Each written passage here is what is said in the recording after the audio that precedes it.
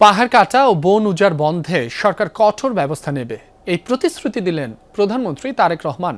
পরিবেশ দিবস উপলক্ষে রাজধানীর চীন মৈত্রী সম্মেলন কেন্দ্রে জাতীয় বৃক্ষরোপণ অভিযান ও বৃক্ষ মেলার উদ্বোধন করেন তিনি। এ সময় বলেন, সকল প্রাণ ও প্রাণীর জন্য দেশকে নিরাপদ আশ্রয়স্থল হিসেবে গড়ে তোলাই সরকারের লক্ষ্য।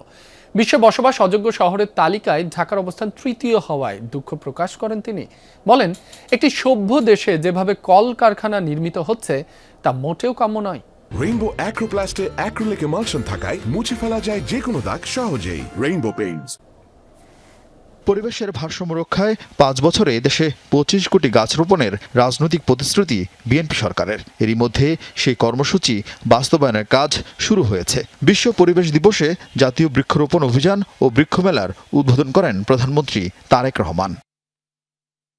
পরে ঘুরে দেখেন বৃক্ষমেলার বিভিন্ন স্টল। দেশের আবহাওয়া অনুযায়ী দেশ বিদেশি বিভিন্ন প্রজাতির গাছের চারার প্রয়োজনীয়তা, স্থায়িত্ব ও বিভিন্ন দিক নিয়ে প্রধানমন্ত্রী সংশ্লিষ্টদের কাছ থেকে তথ্য নেন।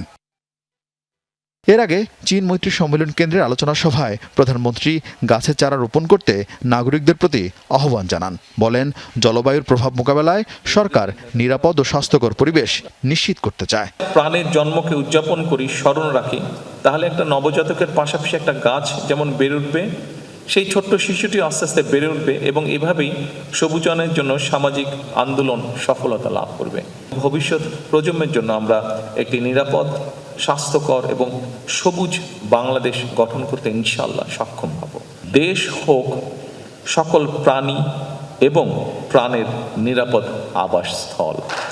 অনুষ্ঠানে পাহাড় কাটা ও বন উজাড়কারীদের বিরুদ্ধে বর্তমান সরকারের কঠোর অবস্থানের কথা জানান সরকার প্রধান। পরিবেশ রক্ষার সাথে বন উজাড়, পাহাড় কাটা, ম্যানগ্রোভ ধ্বংস এবং বন্যপ্রাণী নিধনের বিরুদ্ধেও আমরা চেষ্টা করছি যতটা ম্যাক্সিমাম পসিবল কঠোর অবস্থান নেওয়া যায়। এর ভিতরে আমরা বেশ কিছু কাজ করার চেষ্টা করেছি, কিন্তু বহুদিনের একটা ব্যাপার, এই মাইন্ডসেট চেঞ্জ করা খুবই কষ্টকর, খুবই দুঃসাধ্য ব্যাপার হয়ে দাঁড়াচ্ছে, ডিফিকাল্ট ব্যাপার হয়ে দাঁড়াচ্ছে। এই জিনিসটা আসলে মানুষকে বোঝাতে বেশি। বহির্বিশ্বের গ্রিন ফ্যাক্টরির কথা তুলে ধরে দেশের কলকারখানার বিদ্যমান বর্জ্য ব্যবস্থাপনা নিয়ে ক্ষোভ জানান প্রধানমন্ত্রী। বলেন, শুধু আইন দিয়ে সবকিছুর সমাধান হয় না।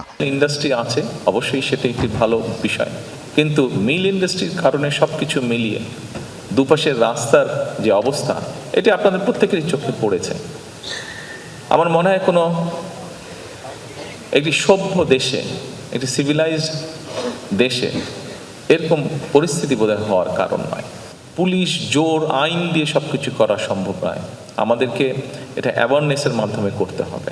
উন্নয়ন ও পরিবেশকে একে অপরের প্রতিদ্বন্দ্বী হিসেবে না দেখে বরং প্রকৃতির সঙ্গে সম্প্রীতি বজায় রেখে উন্নয়ন এবং সমৃদ্ধি গড়ে উঠুক।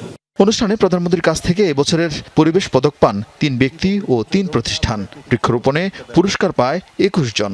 এছাড়া বন্যপ্রাণী সংরক্ষণে জাতীয় পুরস্কার পেয়েছেন 3 ব্যক্তি ও বন্যপ্রাণী অপরাধ দমন ইউনিট। প্রধানমন্ত্রীর কাছ থেকে প্রাণীবিদ্যা বিভাগের আরিফিন শাকিল, যমুনা নিউজ, ঢাকা।